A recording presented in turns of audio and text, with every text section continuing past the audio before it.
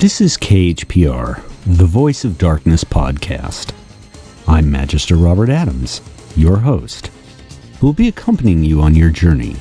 So get ready, sit back, relax, and prepare to Kepher and remanifest.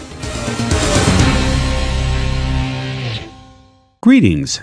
This is Magister Robert Adams, and today we have Priest Simon Little speaking with Magister Toby Chappell, the Grand Master of the Order of the Trapezoid.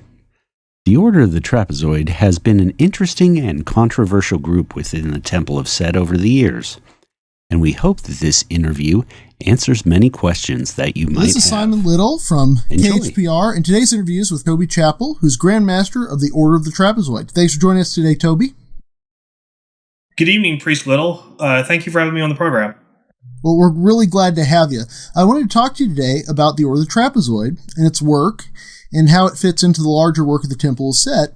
So how about if we begin this interview by discussing a little bit about how the Order came to being? So the Order of the Trapezoid is an order or an area of specialization within the Temple of Set.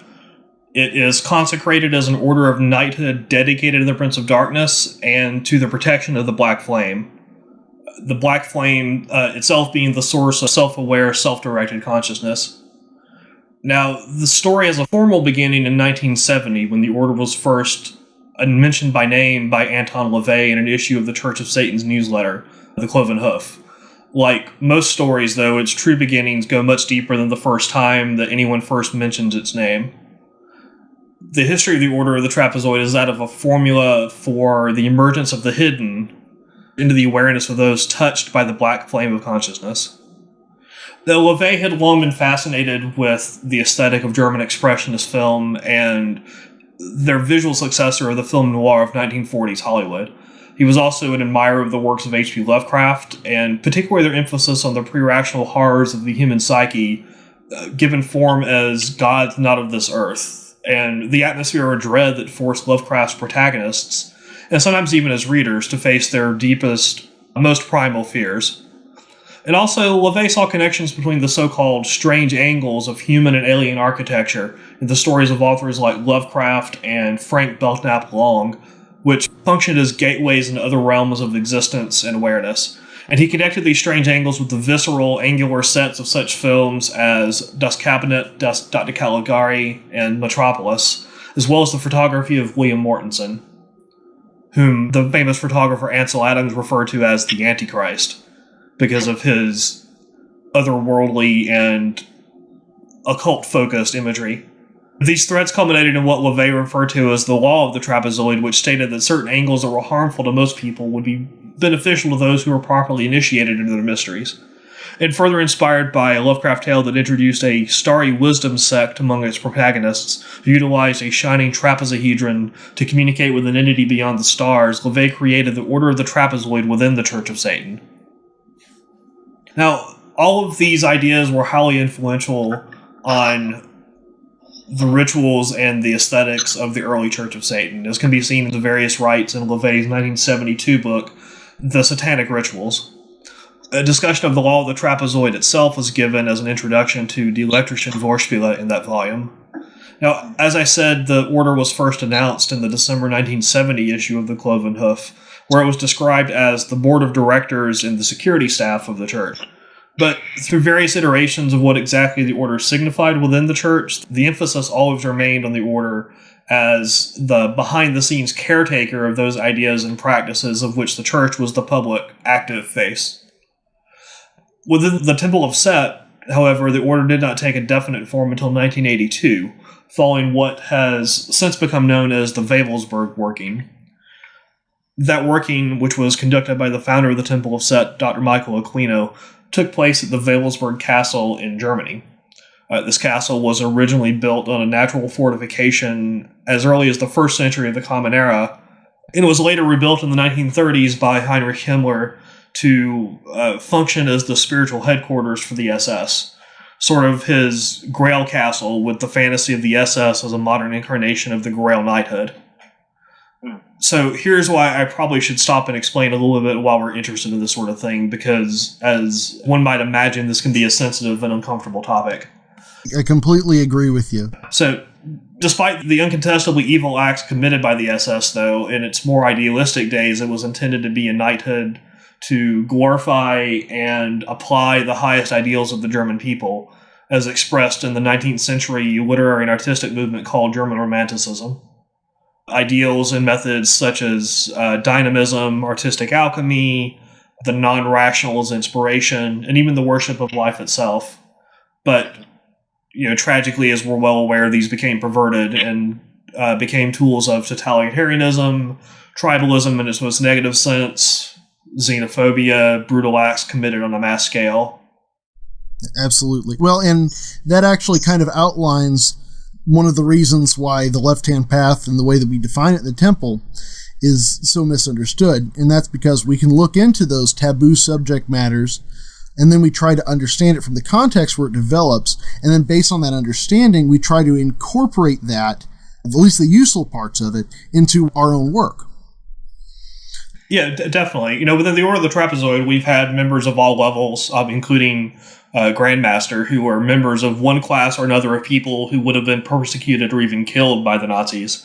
If anything, we're deeply opposed to the very things that make the Nazis appealing to those who find them worth adopting as kindred spirits. Things like empty symbolism used primarily for the ability to cause controversy, the reliance on such superficial things as skin tone and genetic background for making immutable judgments about a person's worth, the ill-advised attempt to co-opt 1930s German solutions for 21st century global issues. Any attempt to cast the Temple or the Order of the Trapezoid as any sort of neo-Nazi movement is simply ill-informed and ludicrous. I completely agree. So now that we made that necessary clarification, though, could you talk to some of the useful and interesting things that the OTR took from the Wavelsburg Castle? The reconstitution of the Order took place at the Wavelsburg Castle to recapture the positive elements of this stream of ideas from the location where the dark arts of the North were last attempted. But now there were also added the aesthetics and techniques from Lovecraft, from German Expressionism, all the other influences on the original idea of the Order. The mission behind the reconstitution needed a chivalric order of knights sworn to uphold the highest ideals of honor and ethics, so that this potent alchemy would never be misused again. I wanted to read a brief excerpt from the charter of the Order because I think it sums up this most succinctly yet completely. It reads, "The Order of the Trapezoid extracts the positive, the constructive, the exalted, and the romantic from the German magical tradition, and just as carefully avoids and rejects those excesses, distortions, and cruelties which have made this tradition an object of the most extraordinary fear, condemnation, and suppression in the post-war period. The Germanic tradition is also part of the legacy of the Prince of Darkness, hence it is appropriate to an order within the Temple of Set, which embraces all manifestations of the powers of darkness in this world." Absolutely. And you know what? That actually demonstrates another one of those misunderstandings that people have about the Temple of Set, and that's the idea that we're an Egyptian organization. Now, we're not. That's not the case, though we do take a lot of inspiration from the symbolism of the Egyptian god Set. We're also not at all limited by that, and the Order of the Trapezoid's Germanic links probably are one of the best examples of this. Yes, I agree. Certainly about the Temple not being a neo-Egyptian organization in any way, shape, or form, even though that is the source of much of our symbolism and inspiration. Well, we have some great Egyptologists in the Temple of Set. It's just, that's not where the emphasis is placed for maybe even the majority of our initiates. Exactly. Even for someone like myself who is fairly well versed in terms of what one would expect a master of the Temple to know about the influence of Egypt and the esoteric system of the West and how they're applied within the Temple. But in terms of my actual practices and techniques, it doesn't form very much of a part of it. Whereas that embodied by the Order of the Trapezoid is much more of an influence for myself. Excellent. Yeah. And that's absolutely true. I think that that's actually true of the majority of us. So now you mentioned Dr. Aquino's leanings towards German Romanticism. Now, all of that stuff and the examples you gave are actually pretty historical recent. The second master, though, was Dr. Stephen Flowers, and his area of expertise is a little bit more historical. Would you mind speaking about some of his work within the Order? Sure. Let me give a little bit of a background leading into why it was necessary for someone like Stephen Flowers to be part of the Order. The influence of the German metaphysics on the order is an interesting topic in and of itself. In fact, as you said, the order's knowledge of the Germanic esoteric traditions and the Northern European ones generally didn't really go much further back than the 19th century in the early days of the order's remanifestation. And it was very influenced by the work of Richard Wagner and that particular grandiose mythological take on the German esoteric tradition. And in fact, when the order was first consecrated within the temple, Dr. Aquino gifted to all the charter members of the order a copy of the book For Freedom Destined by the Austrian expatriate Franz Winkler. This book was an analysis of the heroic in the works of Wagner, despite their perversion by the Third Reich, and despite the shortcomings of Wagner himself as a rabid anti-Semite and, by all accounts, a generally unpleasant man to be around. The emphasis in the book was on putting forth these works as an example of ideal self-development on the heroic path, much like what would have been later explored by Joseph Campbell. That is, the path of the hero is itself an exemplar, and this is the true function of mythology, not misconceptions of myth cycles as ignorant explanations by pre-scientific peoples. So these myth cycles themselves represent a model of what it is to be a fulfilled, self-developing hero. So this was the launching pad for the order. But in 1984, the temple received a letter from a scholar and a magician who initially only identified himself as Polaris, who recounted how he had once been a member of the Church of Satan and beginning in 1974 had embarked on a very serious study of the runes as a magical system, and was currently at that time in graduate school at the University of Texas in Germanic Studies, learning and studying to apply what he knew in both a scholarly and a magical sense. He had founded on his own an Order of the Shining Trapezohedron, harkening back to the Lovecraft work, and somehow had heard of the Order of the Trapezoid and the Temple of Set.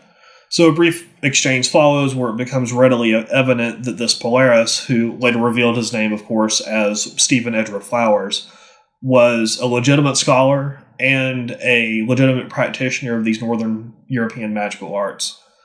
When he came into the temple, he was immediately accepted into the Order of the Trapezoid as a scholar who had already demonstrated his worth in this area, and quickly began to share much of what he had accomplished, much of what he had read, much of what he had learned and synthesized, in order to practically overnight greatly deepen the Order's understanding of its own lore within the Germanic tradition. Within 3 years, he had been named the Order's Grandmaster, the third, counting Anton LaVey as the founding Grandmaster and Michael Aquino as the second. And during this time, the Order began to concentrate greatly on its Germanic roots and to import a great deal of scholarly information both from Dr. Flowers and others. And if I recall, one of the contributions that he made to the Order was a specific method of research called the Polarian method. Could you talk to that a little bit? Sure. The Polarian method is a primary tool for the recreation of traditional systems. It's also a sound scholarly principle for the acquisition of any new realm of knowledge. The twin poles referred to by the Polarian method are that of objective study and subjective internalization, which, when these two are synthesized, form true understanding. This involves starting with the most accurate scholarly material as possible, that is, the real information, not just someone else's subjective interpretation. This is necessary for approaching the subject matter on its own terms. Then, once that information has been sufficiently absorbed, subjective understanding is developed to make it your own. That is, it's been made part of you by way of accurate information and legitimate study, not the other way around, which only allows your subjective biases to intrude upon your understanding before it's had a chance to fully develop. That's very true. And then by connecting the cultural practice and objective cultural level, you get maybe a little bit more personal transformation than just kind of making up by adopting an aesthetic you really like, and then just repurposing some cultural practice to suit your untransformed self. If you think about it, it might be a little bit of a commentary on sort of the modern occultist approach to a lot of these mystery schools and magical practice and that sort of thing as well. A lot of Flowers' work emphasizes the Polarian method and the pursuit of runa, or the pursuit of mystery, which I'll be speaking more of in a moment, as sort of an antidote or an antithesis to what's commonly referred to as the occult, where things are often obscured for their own sake, not in terms of uncovering mystery, such as one does with the pursuit of Runa, where things are hidden because they are not yet apparent, but then they become part of your awareness and part of your understanding as you discover them. But things are not deliberately hidden in order just to make them obscure on their own. So central to the work of Dr. Flowers is this word Runa, which he had heard himself in 1974 while on a sort of a magical trip of discovery with no particular goal in mind. He heard it distinctly whispered into his ear, which he was then quickly able to determine was related to the runes, with which he was really only dimly acquainted at the time. Sort of in his own words, a cultizoid nincompoop of the day, where they were just among the common mishmash of things that one would tinker with without really understanding them. But he is familiar enough with them to understand that there was something deep going on here. So he goes to the University of Texas library the next day, skips out on his classes, checks out every book that he can find on the runes. Some of them scholarly, some less so, some deep, some not, some in English, some in German, which he spoke passably well at the time, which is quite a fortuitous turn of events there. So among these were some interesting books. There were lots of hardcore academic material, but also books from runic practitioners such as Karl Spiessberger, who was a member of the Armanen order, practicing a runic neo-tradition based on the work of the early 20th century German mystic Guido von List. Now, the Armanen system was an 18-rune system. It was very modern, but not very directly related to the Elder Futhark. But this became Flowers' initial obsession with the runes. As he studied more and his studies increased as he went through graduate school, he began to understand that there was a deeper tradition behind this and refocused his efforts on the traditional aspects in order to recreate them. The tradition itself endured because there was something deep within it, in and of itself. To innovate on tradition would be pretty bold indeed. One's effort would be better spent on learning to work with what exists as deeply as possible. Well, that makes sense. So, in Dr. Flowers' formula of Runa, Reintel Runa, basically it is a statement to seek after the mysteries. Yeah, as you said before, the occultic approach of I'm going to have greater and greater secrets revealed to me by my affiliation with an order or by digging through a bunch of old books and doing that sort of thing is a really big contrast to that sort of Nietzschean horizon building that you end up having with this more runic idea.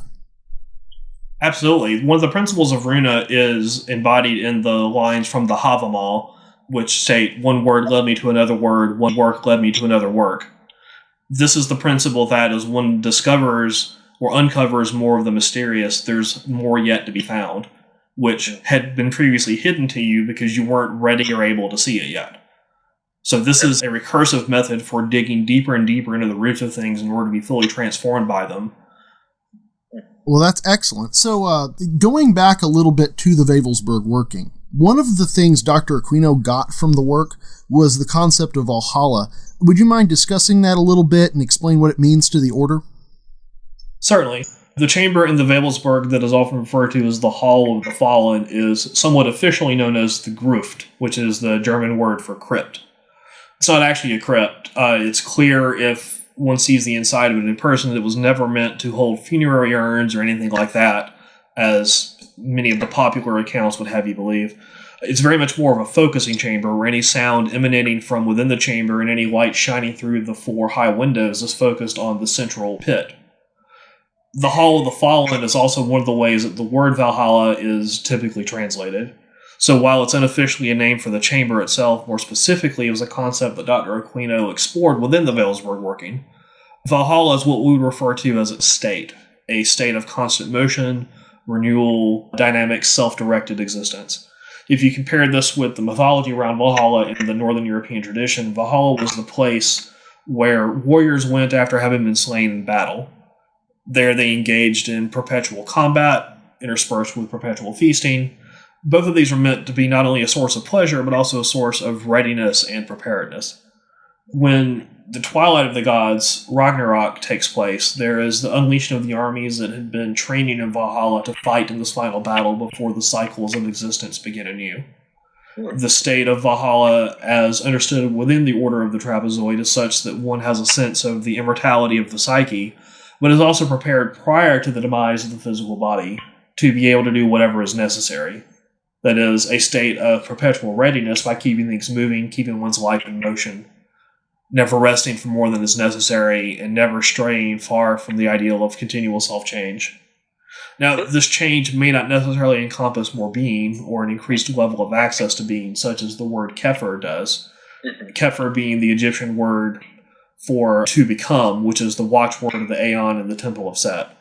Kepher implies that one has become more than the previous conception of oneself. Whereas Valhalla does not necessarily result in Kepher. This is a state of ensuring that stasis does not set in. In addition to the self-development component of Valhalla, would you say there's anything else to it that you could speak to?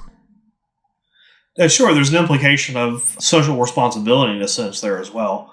As I mentioned originally, the Order is charged with safeguarding, in a sense, the Black Flame, the source of consciousness as it manifests within self-aware beings. So in order to that end, anything that can be done to enhance the environment in which individuals become further aware of themselves and develop themselves to their full potential is ultimately within the purview of what the Order is trying to do. Helping others to understand the ways in which propaganda is being used against them, for example, teaching methods by which people can see through the facade that is put before them in terms of how the world is supposed to work, in order that they can be made better. All these things fall under the umbrella of what the Order is charged with doing. Okay, so there could even be a really strong social and political aspect to it as well, then. Oh, yes, definitely. One of the reasons that the Order is especially concerned with this is the most overtly occult thing that the Third Reich did in any real sense was their masterful use of the manipulation of the masses, particularly through the use of spectacle. This took place during a time when the psychology behind advertising was not very well understood. This is also a time when the general psychology of the subconscious was still relatively new. And they were able to use these things to their benefit and against their detractors with an unprecedented and seemingly magical degree of success. So to that end, understanding how the masses are manipulated and ensuring as much as can be done that tools are provided to those who are unaware of this is among our many concerns. And that's why we study within the Order what's referred to as Realmagie, or applied magic that's concerned with political and social issues. So you mentioned Realmagie. That's one of the rays of the spectrum of the Order of the Trapezoid. Is that correct? Yes. So during the time that Stephen Flowers was Grandmaster, one of the innovations that he brought to the Order was something that's since become known as the spectrum of the Trapezoid. What this was an attempt to quantify the various and varied interests of the Order and in an attempt to show how they were interrelated and how they all at a deep level were really parts of one central goal. I thought it would be helpful to go through those rays of the spectrum briefly and to explain what they are. And I think it would give a better sense of the things that the Order engages in and the kinds of work that we do. So the first ray of the spectrum is what's called the Black Flame. As I've mentioned before, the Black Flame is the source of consciousness as it manifests within self-aware beings. This is really the beginning and the end of all work within the Order, and it's something without which no knight or dame of the Order can expect to fulfill their purpose within the Order. The second is what we refer to as Magica Germanica, which is Germanic magic. This is not so much around things like the runes, but more in the German Lodge tradition, where you have such illustrious and often misunderstood groups as the Bavarian Illuminati, the original Ordo Templi Orientis, the so-called Stricte Observance lodges of Freemasonry, of the Rosicrucians, and even modern, currently active manifestations such as the Fraternitas Aeterni. This is part of the legacy of the Order, and it's part of what we both emulate and build on as a tradition within the work that we do. The third ray is the aforementioned Realmagie, which is one of the most controversial ones in many ways because it's related to one of the darker chapters in the history of humanity in the 20th century. As I hopefully made clear earlier, this is something in which the initiate can learn to see evil more directly and more clearly and understand its true nature, and to understand which aspects of the practices around magic applied on a large scale are partaking of the good and which are partaking of the evil as are defined through the Nietzschean pursuit of this. The fourth ray is what we refer to as dreams through the trapezoid. This is where the fiction of Lovecraft, of Fritz Leiber, of Alfred Machen all come into play. This is where certain magicians masquerading as writers working in the 19th and early 20th centuries really created and brought into focus many of the aspects of the Order of the Trapezoid. This is the influence on the German Expressionist schools. This is the influences on much of the art and music of the 19th and 20th century in the Middle Continent in Europe. This is the place where the Order derives its name, of course, from H.P. Lovecraft's story, The Haunter of the Dark, with its Order of the Shining Trapezohedron and their pursuit of starry wisdom. So the fifth ray is the Grail Quest in the Order of Chivalry. This is one of our primary pursuits as well. This is where the OTR, as an order of true chivalry, as determined by the oath that each knight or dame takes upon their entrance into the order, is undertaken. This is where we exalt the ideal of the quest, the idea that all of our journeys are epic. All of the aims of our quest can be understood as the pursuit of the Grail, which is always sought, never found, always just beyond reach, always receding just as we explore Runa to unearth the mysteries we find before us and the mysteries of ourselves, in order only to find even deeper mystery.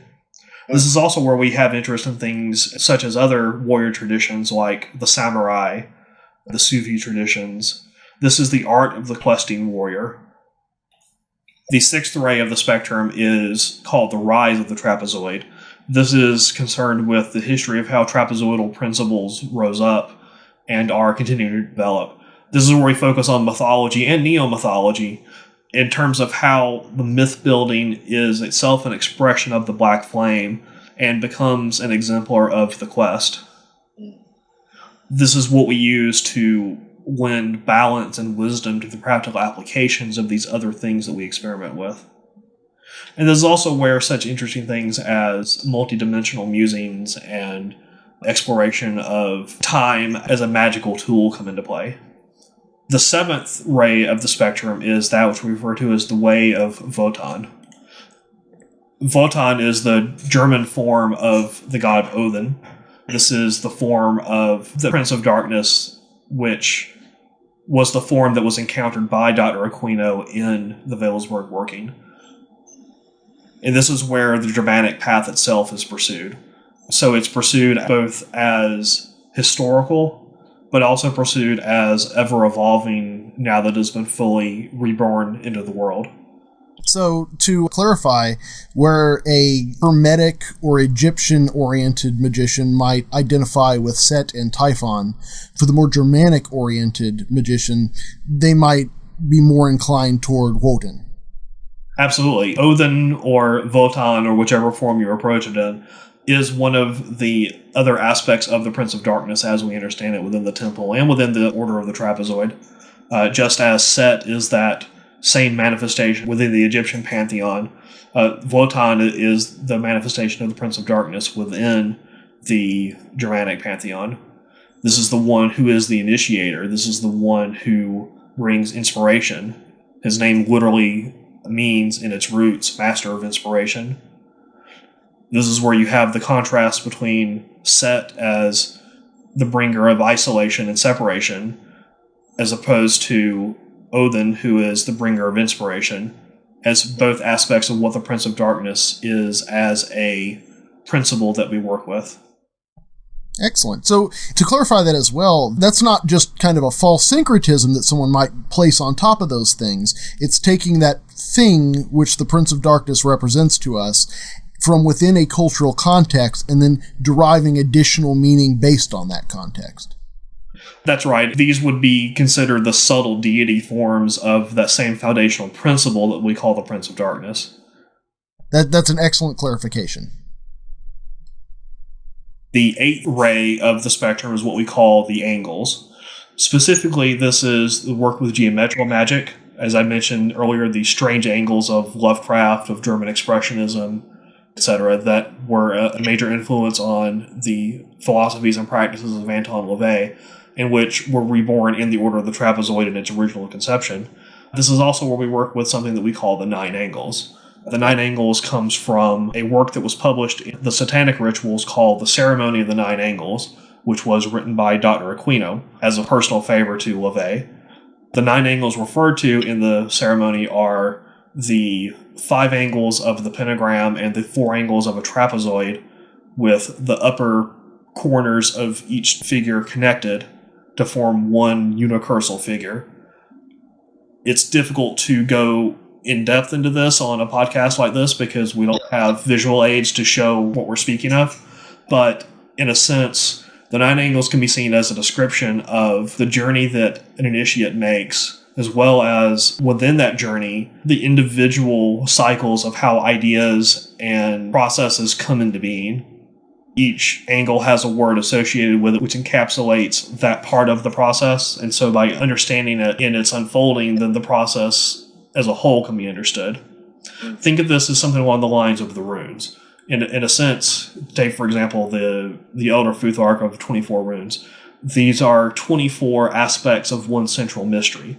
Each one of them has its own properties. Each one of them has its own place in the ordering. Each one of it has its own interrelationships with the others. But there is a deeper meaning behind them that they all partake of. In this sense, the angles are 9 properties or 9 mysterious steps along how processes may come into being, which by understanding the parts of it, instead of just seeing it as one coherent whole, one can then approach it as a means of further working within that system. Working with the 9 angles is also not something that's only limited to members of the Order of the Trapezoid. It's a very distinctly Setian system that we happen to have. And it's distinct from a lot of other cosmological models in that instead of describing all the different parts of a cosmos, it's rather kind of giving certain steps within a process. When it was created, this was created as a purely left-hand path system. It's not an older system being reclaimed. It's not innately influenced by systems that would be incompatible with the left-hand path that are been retooled to become left-hand path. It has, in and of itself, been a left-hand path system from its very genesis. The 9th and the final ray of the spectrum is what we call Mad Labs. This is one of the more fun ones, honestly. This is where working with the ideas of people like Nikola Tesla, Wilhelm Reich come into play. This is borrowing sort of the aesthetic of movies like the classic 1931 Frankenstein and Metropolis from 1927 come into place.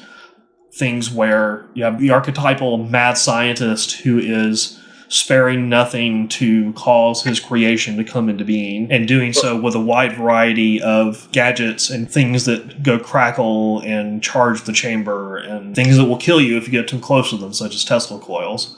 Dangerous, exhilarating, but very fun way. This is also where some of the musical explorations with the Order take place, where we experiment with different ways of affecting thought, mood, and the atmosphere of the working chamber by way of music. Excellent. Well, and there is, in our modern world where we're always walking around with our telephones, there is sort of this intermingling of our consciousness with the technology around us all the time. If nothing else, that Mad Labs aesthetic perhaps suggests that on a very primal, very dangerous, and somewhat historical level. Yes, definitely. And it's a very 20th century aesthetic to apply as well. So it's very modern. And it's very much part of the neo-traditionalism and neo-mythology that the Order of the Trapezoid enjoys working with. It's part of building new paradigms for interacting with the world around us and for making our magic even more effective. That is excellent. So you mentioned the 9 angles as part of the spectrum. Now, it's my understanding that the Order of the Trapezoid has been using the 9 angles as a major concentration of focus for the last several years. Would you mind speaking to that? Sure. So beginning in 2008, the Order began an exploration of the 9 angles, which was designed to go fairly slow and designed to take 9 years. So within each year, the Order has spent time working with, discussing, and exploring the meaning of each angle individually in order.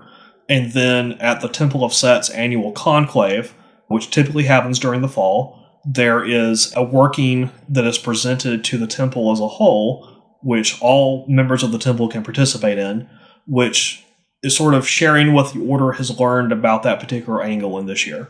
For example, the first angle, and thus the first year's working, was focused on chaos. The second was focused on order. The third on understanding. The fourth on being, and so on and so forth. This year marks the 9th year that the order has been working with this, and thus sort of the culmination of a cycle of working with the angles. And so this year we are working within the order in order to understand the angles as a whole, in the entire context of them of all 9, in addition to the 9th by itself, the 9th being the black flame itself. This is both the source and the destination of all works that are born of the angles, and that is the primary tool for working with them. Well, and that also emphasizes a couple other interesting principles of the temple set, like the fact that we tend to emphasize long-term change. This has been a 9-year-long working. So that's actually somewhat unheard of in a lot of the occult community. It sort of demonstrates that in order to create real and lasting change, perhaps you have to build specific steps, take a little bit of time in the different parts of the process, and be able to bring everything to full fulfillment, invest a great deal with a lot of people and a lot of things towards that one particular goal. Yes, and with something like working with a magical system like the 9 angles, it's part of how you deepen your understanding of it as much as possible. We could well have covered this over a scale of 9 months or even 9 days, but we would not have explored the depth of it that we had here. And frankly, it also gave us kind of a built-in, okay, for the next 9 years, we kind of know what we're working on, which has advantages, but also helps us to focus on that specifically and to go deeper than we ever have into our understanding of these things. Absolutely. And as a person who's participated in some of those workings, and I suppose this doesn't matter too much to people outside the Temple of Set, but you guys do put on an absolutely wonderful, consciousness-changing type of environment for being able to facilitate that long-term change. The Order of the Trapezoid definitely gets my endorsement as far as a group of people who are able to facilitate an environment without the use of drugs, without the use of wines that foam, using the old thalamic joke, or any of those things, with the simplest of constructed items and the right people. They can demonstrate the inner workings of the psyche in an outer way that can be apprehended on a very deep level by those who participate in these workings. Yes, well, the orders of the temple generally have a mandate to share what they create, to share the fruits of their work as appropriate with the temple as a whole, and even beyond the temple. There are books written by members of the order and members of the other orders of the temple as well that explain what those orders do and what types of magical work that they do and what sorts of unique takes on the philosophies behind the left-hand path they employ. And so one of the things that is done by us during those workings that we share with the rest of the temple is to both to entice the participants' own sense of mystery, of looking deeper into the psyche, looking deeper into the self and how it comes to be and how it is developed than they may be used to working with, but also to kind of show them a bit of what it is that the Order of the Trapezoid does. Well, as a non-member of the Order, I can definitely attest to your effectiveness in that endeavor. So moving on to a more personal question, what was it that led you to join the Order of the Trapezoid in the first place? When I first came into the Temple of Set in September of 2000, I don't believe I had heard of the Order of the Trapezoid at that time. I had, however, been interested in Northern European mythology for some time and had been pretty well versed in that. I had dabbled a little bit with the runes, but my work with them was not especially scholarly or deep at that point. I'd always been fascinated by sacred geometry, as a matter of fact, and geometry is what I thought to be the most interesting of the mathematical pursuits I had engaged in. So at the first gathering where I met other Setians face-to-face, which was just a few months after I had joined, I was discussing some of my background with someone who was there, and he pointed out someone else there who was a member of the Order of the Trapezoid and asked him to bring over his copy of the Codex. The Codex is the internal book of the Order, which is given to all members and explains many of the things I've discussed here tonight and more. He opened up the book to an article by Dr. Flowers in the late 1980s, which was his first pursuit into the meaning and significance of the ceremony of the nine angles, which was originally written by Dr. Aquino all those years ago. He showed this to me thinking that because of some things I had said about my background that I would find it interesting, which I did. I was fascinated by the idea that one could use this geometrical symbolism as a magical tool, and fascinated by the idea of how this could be an applied version of the mathematical pursuits that I had found interesting at an intellectual level, but had never understood how to shape into a magical technology. So from that point on, I was hooked on the idea of the Order of the Trapezoid and kept a close eye on it. And that initiate of the Order who originally showed me the codex and this particular material ultimately was my sponsor into the Order when I joined it about 2 years later. Over the years, as I worked with many ideas of the Order and my own quest as realized through it, I began to hone in on the nine angles as the primary expression of my work within the Order. I'm not myself an expert on the runes or some of the other areas of the spectrum of the trapezoid, although I'm certainly conversant in all of them. However, a few of these areas do particularly resonate with me. For example, the eighth ray concerning the angles, the fourth ray revolving around neo-mythology, such as that in the works of Lovecraft and Fritz Leiber, etc., as an inspiration in various magical approaches, and the ninth ray of Mad Labs. I also work quite a bit with the idea of Runa and delving deeply into the roots of ideas in order to be fully transformed by them. These pursuits over time began to coalesce into what the Order recognizes as mastery. That is, one has gained a high level of expertise in one particular area, as well as a thorough, well-demonstrated understanding of the work of the Order as a whole. This master then becomes a teacher within the Order. When I first entered the Order, the Grand Master at that time, Sir Gawain, had just begun to serve in that capacity, and throughout my time in the Order has been one of the guiding lights behind my own work. Years later, when he determined it was the right time for him to retire from that post and to hand it on for the continuance of our Order, because one does not serve in perpetuity as Grand Master, it's intended to be a post of finite term so as to embody one of the Order's principles of dynamism, of keeping things moving and never becoming too static.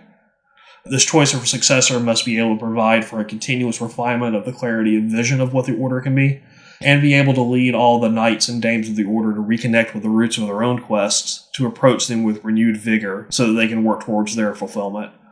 It's been about 2 years now since I was originally approached about ascending to the Grand Master chair, and which I've been greatly honored to serve since October of 2015, that being 33 years following the Wewelsburg working. One of the events that led up to the acceptance of the charge, which was not required in any sense in terms of the Order's bylaws and traditions, but which nonetheless was for me an essential step, was to have taken the idea of digging into the roots of things to its logical conclusion, and myself visiting the Valhalla chamber at the Wewelsburg. This I was able to do last spring of 2015, making a trip to Europe to visit Germany for a period of time prior to a setting event in France. During my visit to Germany with two of my friends there, both members of the Temple of Set, and one of them who's also a knight of the Order of the Trapezoid, we made the journey to the Wewelsburg to experience it firsthand. Now, the two chambers that are most well known within the castle are the Gruft, or the Crypt, and the Obergruppenführer's Hall, which is several layers above the Grift in the North Tower of the castle, and this is the location of the infamous symbol in green marble on the floor that's often now associated with the Black Sun. These chambers have at various points in the post-war history of the castle either been completely inaccessible or accessible only under very strict conditions, depending on their notoriety at the time and the concerns of the current curators of the museum that's now housed within the castle. Most of the castle, in fact, has been used as a youth hostel since at least the 1970s. So as it happens, at least the time that I was there that spring, one is able to enter both chambers, however, knowing that they are under constantly monitored camera surveillance. There's a great concern, given the raised profile of the castle in the 3 decades since the Wales were working, about its stature within the more esoterically inclined neo-Nazi groups, who regard it as a significant place to visit. The caretakers work to ensure that the castle and its chambers are not used in any way that would be considered highly offensive according to the current attitudes of Germany toward the events of the middle 20th century. Now, incidentally, the Order of the Trapezoid is acknowledged by historians associated with the castle as having had a major role in raising the profile of the Wewelsburg and awareness of its significance in the so-called Nazi occult mythos. A recent book comprised of essays by German scholars interested in this phenomenon entitled Mythos Wewelsburg, Fakten und Legenden, that is, the Wewelsburg mythos, facts, and legends, includes an extensive chapter on the Order of the Trapezoid and other groups that have drawn upon the mysterious aura of the place in the wake of the Wewelsburg working. Prior to the refounding of the Order of the Trapezoid there were various half-baked, sensational rumors about the castle that had developed in the years since the Second World War, but it's clear reading any of the books that mention it from the 1960s and 1970s, based off of how they describe the fortress and the two chambers, especially the Valhalla, that the authors had never actually visited the place and were just relying on rumors, hearsay, and innuendo. So it wasn't until Dr. Aquino visited there, saw that it still existed, disproved the inaccuracies in the previous descriptions, and set the record straight in an account which was to become rather infamous throughout the wider occult community, that the castle was known by most even to still exist. And so this is where it stands since 1982. So for better or worse, the Order of the Trapezoid has had a significant role in the wider awareness of the castle and its significance within the few esoteric concerns with the Third Reich that can be actually documented. Those being almost exclusively those of Himmler and various groups and people within the SS. But it was important for me to see this place for myself, to connect with those roots of the Order and fully understand the castle's significance in the way that only can be experienced by visiting it. One of the things that's changed since Dr. Aquino's visit there in 1982 is that there's a kiosk just inside the entrance of the Valhalla that shows an immensely powerful film putting the castle in its proper perspective as the spiritual center of the SS and recounting many of the atrocities committed.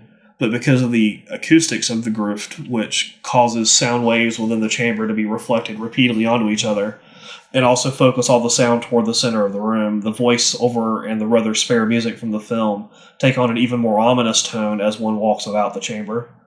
So on one of the visits I made to the chamber that day, I was able to spend about 10 to 15 minutes there alone and recorded the sound while walking around the room. The soundscape that I assembled from this has since been used as part of several Order of the Trapezoid magical workings as a means of strengthening the connection between the participants and one of the Order's most significant sources. So this was a personal pilgrimage in that I felt I needed to see the place myself, and one that I also undertook on behalf of the Order as part of the reconnection to its roots, knowing that there was a great deal of emphasis placed on the castle by those who now maintain it as a dire warning of what had gone drastically wrong, despite the more noble intentions that Himmler originally professed to hold. So after returning from that personal and organizational pilgrimage, I felt I had done what was needed to be ready for the call to lead the Order, should it then come. Excellent. Okay, and thank you so much for sharing with us your journey towards Grand Mastership of the Order. Do you have any additional advice or resources for those people listening to this podcast who are interested in getting more information on the work of the Order? Oh, definitely. There's always more things to uncover, more things to explore. The work of the Order, admittedly can be quite a bit to take in at first. As you no doubt have heard throughout this podcast, we've covered quite a bit of ground here. Yes. Because as the discussion of the spectrum of the Trapezoid made clear, the interest and influences of the Order are many and varied, although connected by the fundamental pursuit of Runa, that is, the sense of the mysterious, that lies beneath them all, revealing more of itself the more it is sought. So the Order maintains a website, which has been recently completely redesigned and with much more material added, which is at www.trapezoid.org. It is trapezoid.org. It's also linked to from the Temple of Set's main website.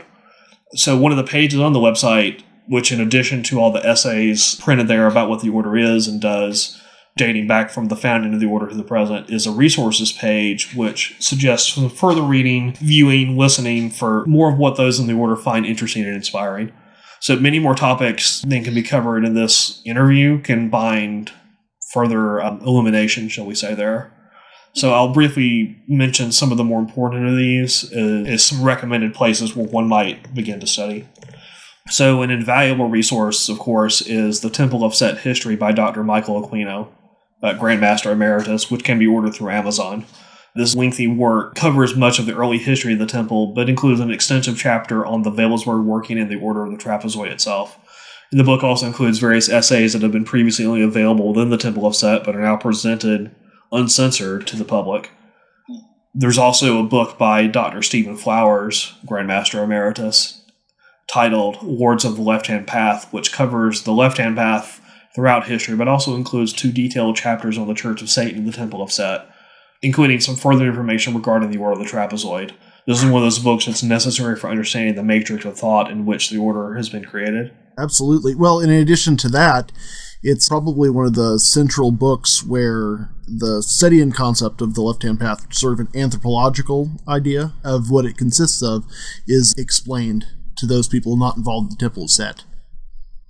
Yes, definitely. It's a very extensive and highly readable work.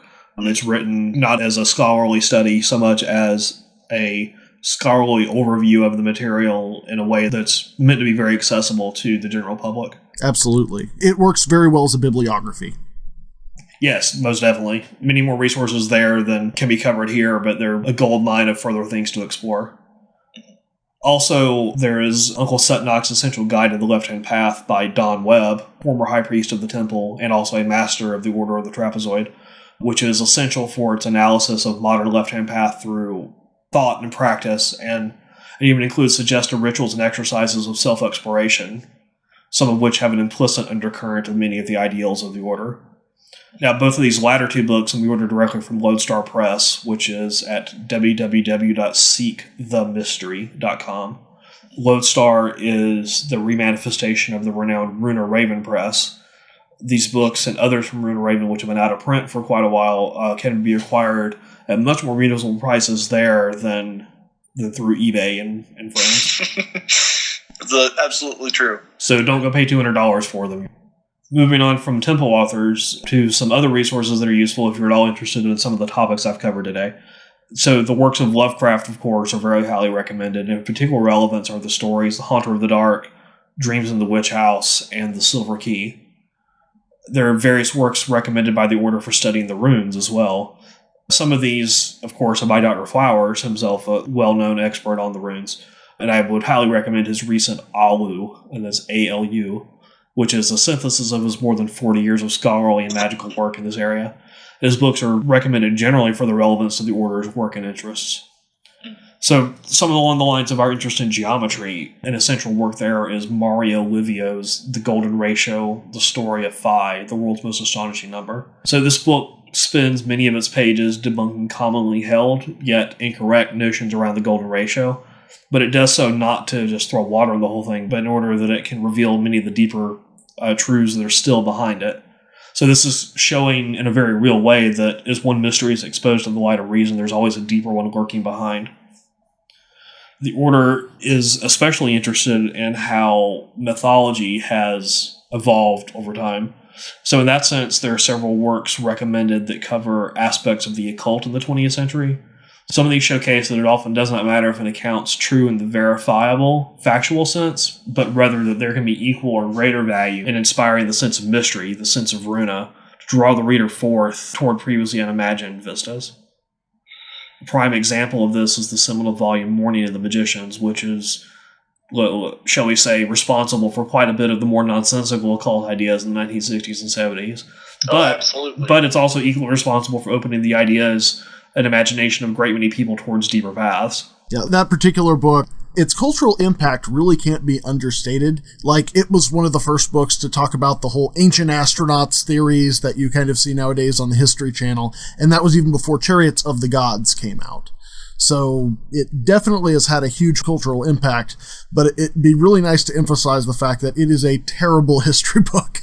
To those of you who are going to read that particular book, its place in the occult revival is absolutely assured, but compared to a lot of the more modern explorations of that area, it comes up a little bit short. Right, it's definitely don't read it as history, but read it for the things that resonate with you and then go find out the real information behind them, I think. It's also responsible for the initial popularization of the Nazi occult mythos. It's also, as you said, one of the main influences on the rather nonsensical ancient aliens theories of people like von Daniken, Zechariah Sitchin, and others. It still holds an interesting place, I think, and it's one of the books I still enjoy reading. I still find it extraordinarily entertaining and find myself wondering, wow, what if this was really, really true? And in a lot of cases, the actual truth is even stranger. But it sort of acts as a gateway in that sense to really kind of suck you in and make you want to dig deeper to find out what's really going on with some of these things. Lately, I've been rewatching the late 70s, early 80s TV series called In Search Of, which is quite a bit in the same vein. Even though, even at the time, they were, I'm sure, well aware that most of what they were peddling was, as they say, what comes out the south end of a north-facing bull. But for me, it was one of those early things that sucked me in, where you start thinking, what if? You start fantasizing about what is that really what's going on with the mystery that they're talking about here. And they even hedge their bets when they're describing it. They say something along the lines of the intro of, we're just presenting one theory among possible ones, and we're not claiming this is the only way to look at it, which is a great way for saying, don't take what you see here too literally, but there's a thread to pull to really understand what's deeper if this really grabs you. Oh, yes. Well, in the consciousness itself, it doesn't have to play by the rules of things like history or physics or any of those sorts of things. We're able to latch onto ideas that have no practical capability of happening in the world as it stands. We take the elements of our consciousness from a lot of different things, and those things can be, in any other sense, utterly ridiculous, but very, very useful for a person over here. Like the idea of an angel. In order for someone to have a human form and have wings on their back and be able to fly, they would have to have a chest that was about 6 foot wide. They'd have to have hollow bones, and all those things would be utterly impractical. But it still makes for a very poetic image for the consciousness to latch onto. Yeah, a lot of times the value is not in, is this the truth, but does it make you dream bigger? And sometimes that's the real purpose behind it. So I'll also mention on the resources and recommendations that on this resources page on the Order's website, there are links to various musical or artistic things that are created for and by members of the Order. Music by myself and others, and things which, whether through their symbolism or their magical uses, have a deep relevance to the work of the Order. Is there anything else that you'd like to talk about pertaining to the Order and its work at this time? Well, I think at this point we've planted plenty of seeds and suggested enough possible avenues of inquiry, I think, to cover some of the essential aspects of what the Order of the Trapezoid is and does. So it's difficult to express the entirety of what the Order is about in formats like this with a limited amount of time, and unfortunately we can't go much deeper into topics like the 9 angles without some visual aids, because it's just not effective describing geometry. You have to trace it yourself, you have to see it to really understand the concepts. But I think that with some of the resources that have already been mentioned, there are enough threads there to provide some ideas of where to go next if you want a little more. And there's also a contact page given on the Order's website as well, which we would welcome contact from anyone who has questions about the things that I've talked about today. I would also like to stress that what we've discussed here today only scratches the surface of the Order's practices and interests, and I would highly recommend that anyone who is interested in these topics explore the information available on the Order's website at www.trapezoid.org. Well, excellent. So thank you so much for speaking with us this evening, Magister Chapel. I'd like to add that this is actually a very auspicious day to be having this conversation, as today is July 13th, and it is now the 27th anniversary of Dr. Flower's recognition as a magus of the word runa within the Temple of Set. So I really do appreciate you taking the time today to talk with us on that. And on a more personal note, back whenever you were a really newly recognized priest, you participated in another podcast over the topic of thelema, and with another Magister Templii in the temple, and I was listening to that podcast, and that's what ended up helping me find the Temple of Set. So I just wanted to let you know that that's made a really profound difference for me, being able to find you on a podcast, kind of like what we're creating right here. And it's my most profound hope that somebody out there listening to this podcast is similarly inspired to pursue the work of the left-hand path within or without the Temple of Set. Yes, thank you very much, Priest Little, for sharing that, and I'm pleased to hear it's proven useful for your own quest. Thank you also for your questions and insights, and to all who are listening, I bid Rhine till Runa, seek the mystery. You've been listening to KHPR, the Voice of Darkness. If you have any questions or comments, you can email them to us at khpr@kefir.org. Thank you for listening, and we hope that we've been able to bring about some change for you.